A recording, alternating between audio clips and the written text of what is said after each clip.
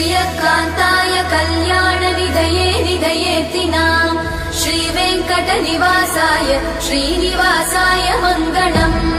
लक्ष्मी सविग्रहालोक सुभ्रूविभ्रमचक्षुषे चक्षुषे सर्वलोकानां वेङ्कटेशाय मङ्गलम् श्रीवेङ्कटाद्रिशृङ्गाग्रमङ्गलाभरणाङ्गये